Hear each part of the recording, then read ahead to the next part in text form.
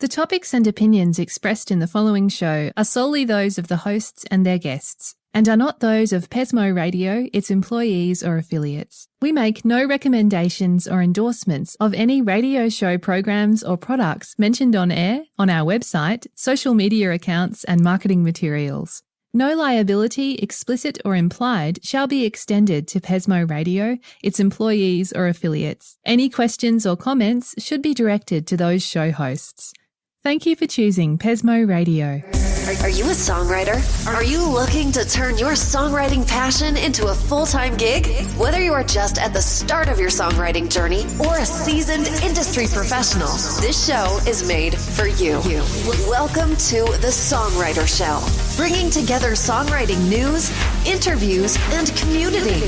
Now, welcome your host, Sarantos. Thank you for tuning in, and welcome back to the Songwriter Show. I'm your host, Sarantos. I'm a solo music artist who's been writing lyrics for as long as I can remember. Words are very important to me, and that's why I'm thrilled to host this show for you every Tuesday evening. I believe that every song is a story. Tonight's guest is Tracy Horenbein. She enlisted the help of her four fellow multi-instrumentalists to form a band of Southern misfits.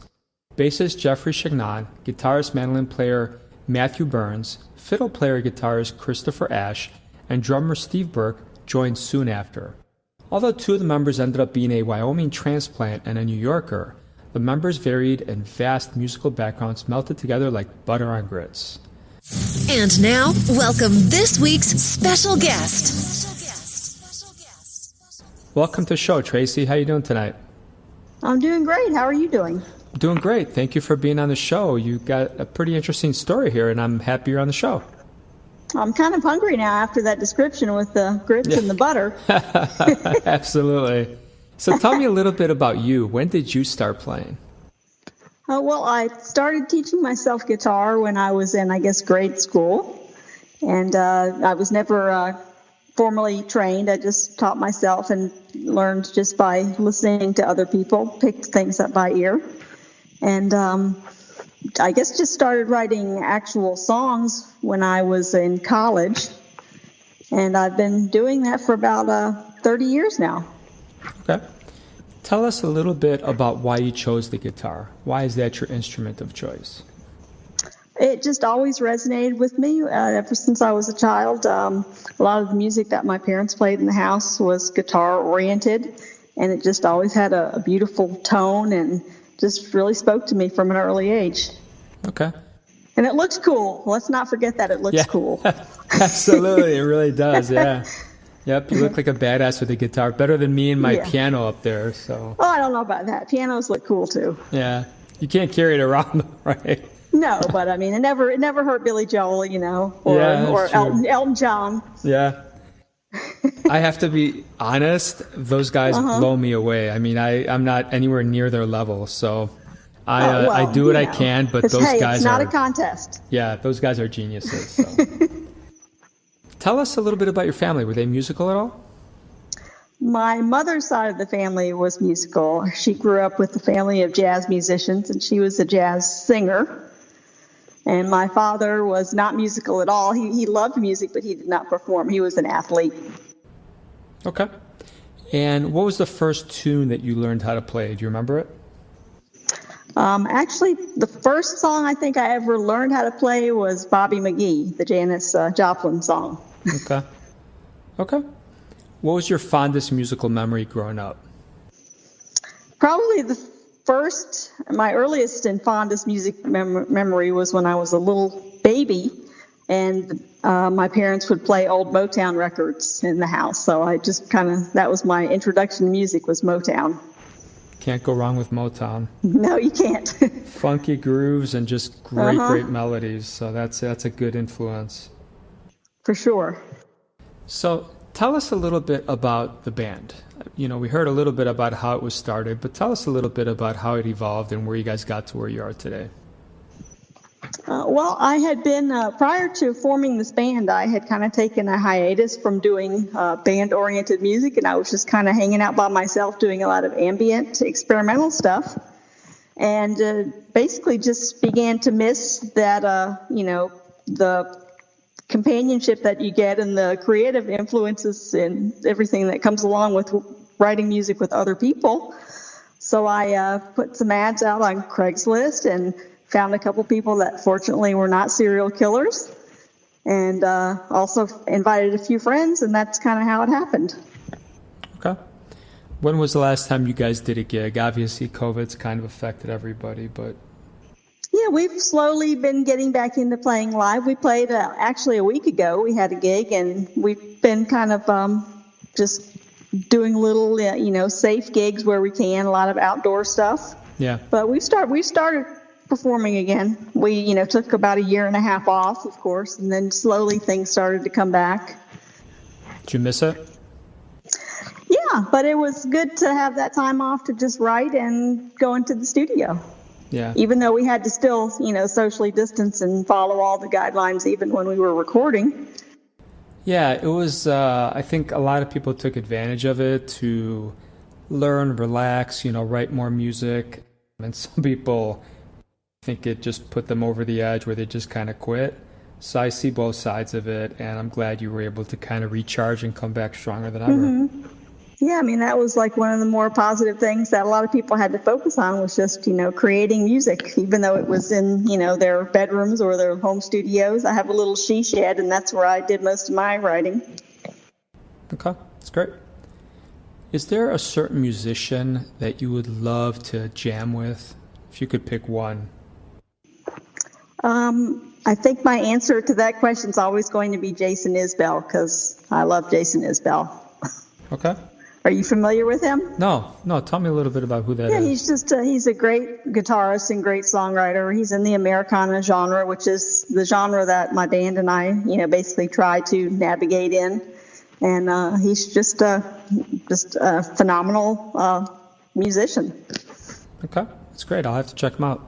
Yeah, he's from Alabama, a nice southern boy. Yeah. Tell us a little bit about your process. How do you get started writing a song? Do you start with a guitar riff? Do you start with drum groove, a melody? What's your inspiration look like? Usually it's guitar. I'll just sit down and start noodling around and come up with a riff that I like and just try and build off of that. And usually around the same time I'll get a little vision in my head, like a little mini movie, and try and create, some sort of a story. Yeah. With the guitar to accompany that, like just create a soundtrack that goes to what I see in my head. Sure, I totally get it. And how do you figure out if that song is going to make it to the CD with you or your bands? Who do you lean on for that?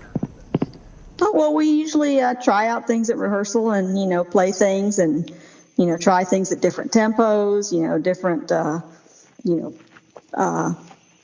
ways to start and end songs, and basically go with what feels good and what everybody concurs sounds good. Yeah. Okay. Like a democracy. Yeah. Is it really a democracy, though, or do you kind of boss them around? No, it's not, but I have to say that because, Right, so do you boss them around? Are you pretty much in charge? No, I don't. No, I do not boss them around. All right. No, I'm a fair democratic leader. Yeah, okay. What does your typical week look like? Well, we rehearse once a week, so Wednesday night's our rehearsal night, and when we're not rehearsing, everyone's just kind of off, coming up with different ideas on their own, and then we get together once a week and see, what we have that sounds good. And usually weekends are when we try and get gigs, which is just now, starting to return. Yeah. When you talk about the gigs returning, when you look 2 years from now, what do you guys like when you guys are rolling? Do you guys gig like rarely? Do you gig like every week? Like, what do you guys typically try to do in terms of that? It depends on what time of year it is. There's, I don't know how it is up north where you are, but down here there's basically like a festival season, which is about to kick off now. And so we try and get on a couple festivals. And if it's not festival season, we just try and get a few gigs, regionally or, around town during, every month. Yeah, okay. Where do you see your band going, or you going musically 5 years from now? Is there something you're working towards, or is it something you're working on that you want to share with us? Well, we just released our first full-length album, which came out in July, and it was primarily an acoustic record. So we plan on the next one that we do being an electric album, just to kind of show some versatility. So I think that's really what our goal is, to try and surprise people a little bit. Stay within the genre that we're working with now, but kind of surprise people a little bit with the sound on every album. Okay. Can you tell us a little bit about this song we're going to hear in a couple of minutes? What inspired it? What made you guys put this out into the world? Oh, the song that I chose to play on your show is kind of the odd duck of the album. It's the one that doesn't really fit tightly into the Americana or country type of genre. It's more of like an alternative track. Okay. But I wanted to put it on there just to kind of keep people guessing. And it's I like it because it's one of those sort of what's it all about songs, like, the meaning of life kind of, one of those songs that you could think about and just kind of ask yourself questions. Okay. Is there something that you have found through the years? Is there some magic or secret? How do you get people to take you seriously as a musician or as a band? I don't. They don't take me seriously. I don't know. Do you know the answer to that? I do not. That's why I was asking you. I was kind of hoping you'd tell me. Well, I just try to, just be myself and be honest. That's all you can really do is be yourself. And people will either relate to it or they'll think you're crazy. But those ones that relate to you are the ones that are going to, pay attention to what you're doing and hopefully enjoy it and seek it out. Yeah. And sometimes I feel like they do that in the same 10 minutes of each other. They take you seriously and then they think you're out there, and you just got to keep chugging along, I think. Yeah. You just have to, it's all about finding your audience, just basically modern humans have a very short attention span, and you just have to kind of keep that in mind. And if you can get people to, just hear what you're doing for, 15 minutes, then, you've achieved that. Yeah. Yeah, ain't that the truth? It is, you're competing against Netflix, Hulu, Apple TV, Disney Plus, and then you're just competing. I think I heard something crazy. Like, I think is it 100,000 or 300,000 songs uploaded to Spotify like every day? And that makes sense. Yeah, talk about trying to stand out in a sea of noise. That is just so intimidating. Yeah, that's why you just got to remember it's not a contest. You just got to do what your heart tells you to do, and that's really all you can do. Yeah, I think that's great advice, Tracy. All right, I'll tell you what, we're going to take a little break, listen to your song, and then we'll come back and we'll talk some more, okay? Okay, hopefully you'll still talk to me after the song. Oh, absolutely. All right, Tracy. All right, everybody, hang on. Check this out. Here we go.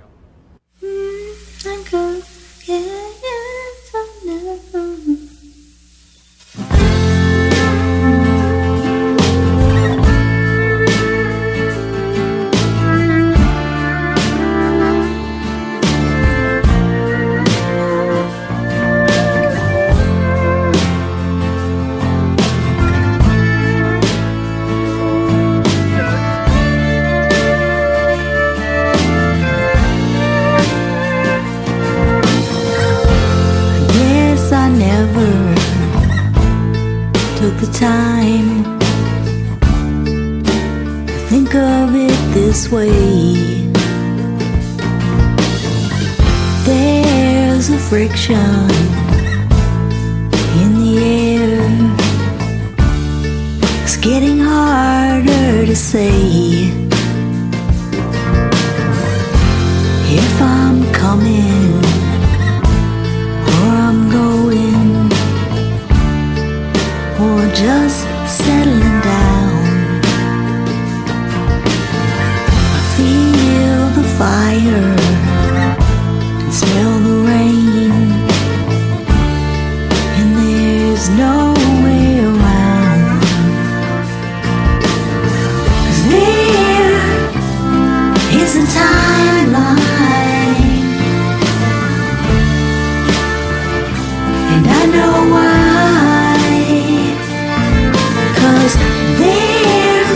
vision in the universe. We're just a blink of an eye.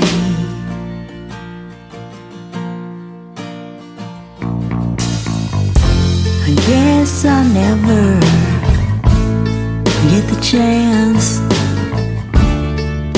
to see clear again.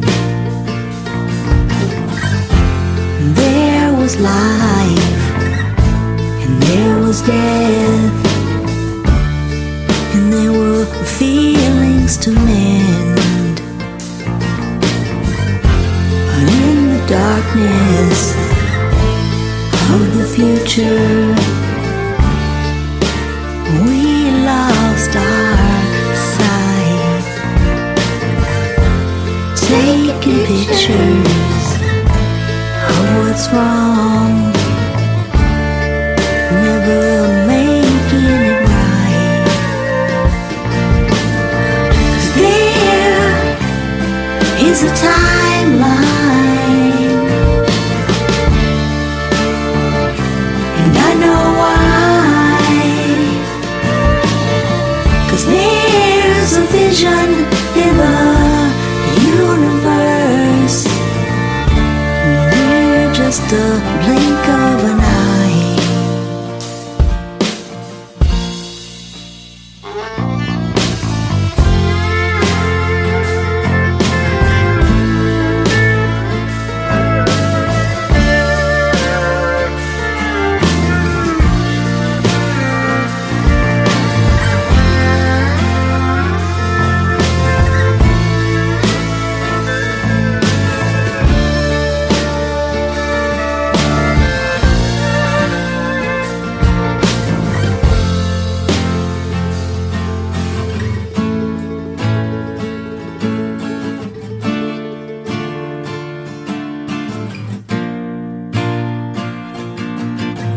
Well, Tracy, thank you so much for sharing that with us. That was definitely an interesting song.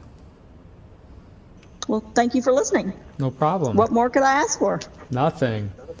Well, you could probably ask for like 1 million fans to, download your stuff, or actually not download, to buy your stuff tonight. But Well, there you go. You've just given them that idea. Yeah, I will try to work the magic, everybody. Let's try to get 1 million. That way you'll be charting #1 tomorrow. But They don't even have to buy it. You can download it for free on Bandcamp. that's awesome. All right, everybody. There's your pro tip. There you go. All right. So tell us a little bit about, is there any advice you'd give to someone who's like 16 or 17 and they're telling you they want to be a singer-songwriter and they want to go down this path? What's the one advice you'd give them? Well, I guess it would probably be a good idea to start out maybe trying to copy people that you listen to yourself, just to kind of get in the routine of how to write songs. And then once you're comfortable doing that, just kind of explore your own styles. Okay.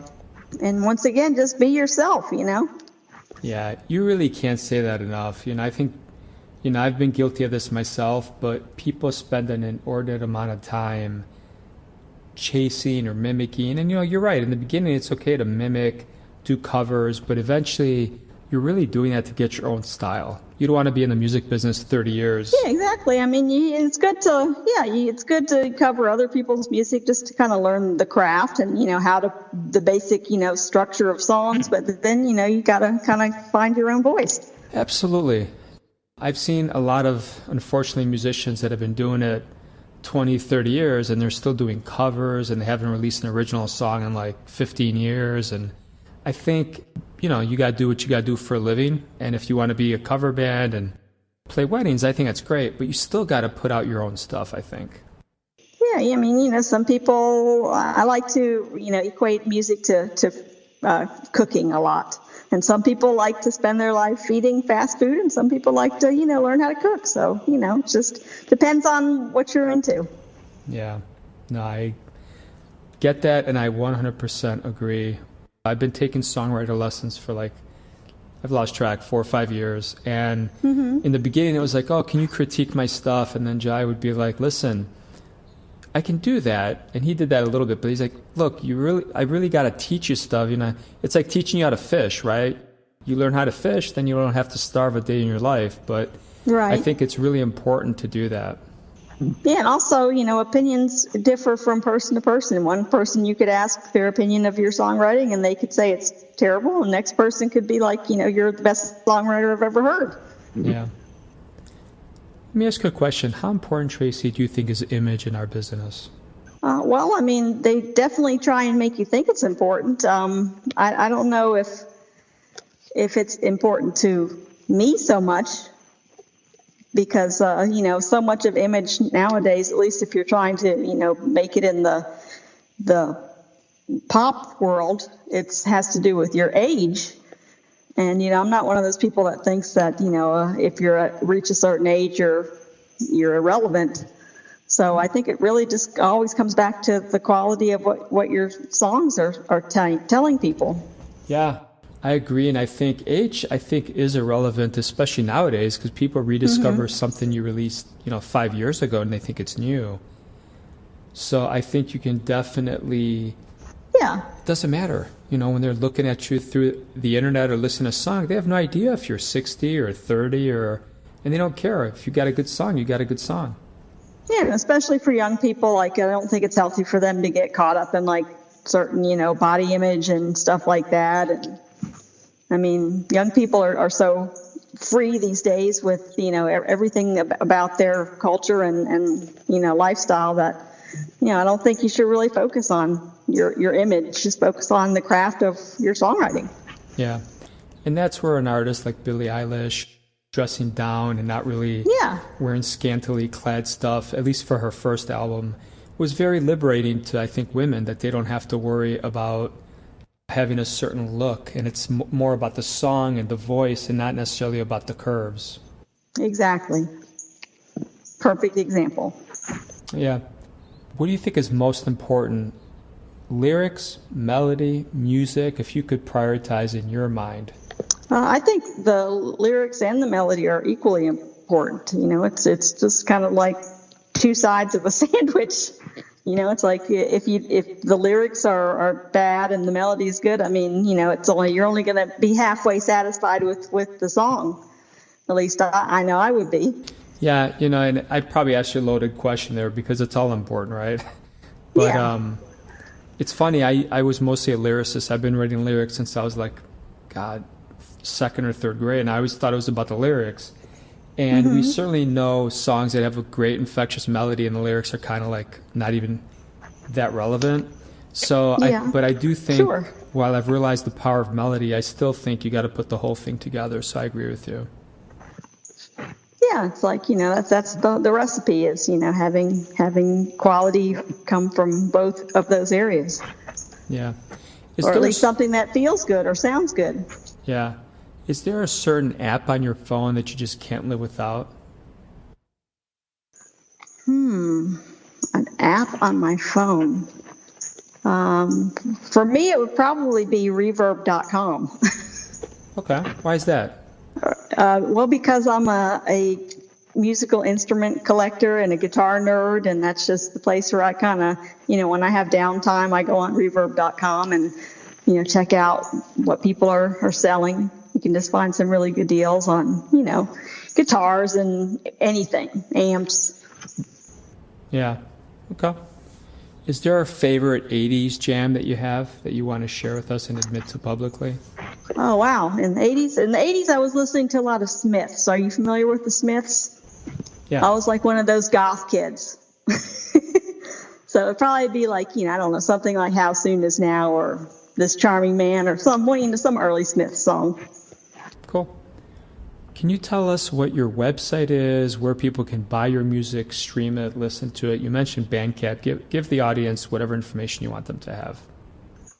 Our official band website is oncegreatestate.com. And then we are on all of the digital music platforms, Bandcamp, Spotify, Apple Music, iTunes. We're on YouTube, all of them. Those are the ones that come to mind. Last question for you. The strangest compliment you've ever gotten? Well, at our At our concert that we'd had about a week ago, somebody came up to me afterwards and told me that I sounded like a young Loretta Lynn. So I'd never heard that one before. That's a good compliment. Yeah, well, I had a couple, in fairness and honesty, I had a couple bourbons before we played, so I may have had a little extra southern twang in my singing voice. Yeah, I got it. All right, I'll tell you what, I want to thank you so much for being on the show. I had a blast, and I wish you nothing but the best. Well, thank you. I appreciate your time, and I'm going to keep checking out your music because I've just started to get into it. Thank you, Tracy. So to all the listeners out there, thank you so much for hanging out with me and Tracy for a few minutes tonight. I know your time is precious, and I want to thank you for sharing some of it with us. I hope your own unique story gets heard around the world. My name is Sarantos. Please join me every Tuesday night to hear other amazing artists share their fascinating behind-the-scenes stories right here at the Songwriter Show. And tonight, I'm going to leave you with one of my songs that I just released yesterday that I think you're going to like. It's a country song called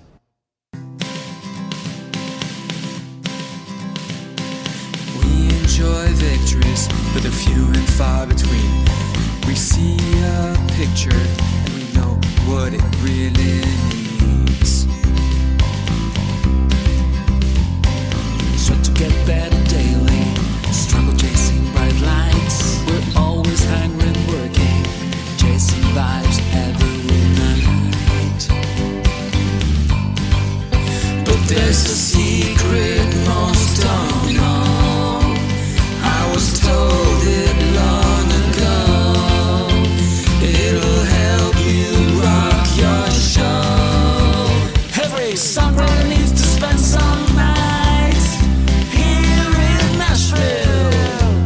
It's just what you gotta do to let the music come to you. Every songwriter needs to spend some nights here in Nashville. That's what we've gotta do. Why don't we stay a night or two?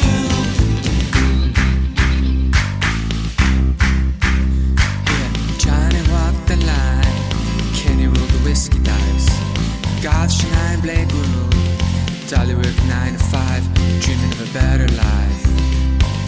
Well, you know there's still a beat of Nashville, whisper in Taylor's ear. If you wanna climb the charts, then breathe in the past and magic here. If you wanna make it, no way to escape it. If you can take it, here's what you gotta do. It's really up to you. Every songwriter needs to spend some nights here in Nashville. It's just what you gotta do to let the music come to you. Every songwriter needs to spend some nights here in Nashville. That's what we've gotta do. Why don't we stay a night or two? Yeehaw!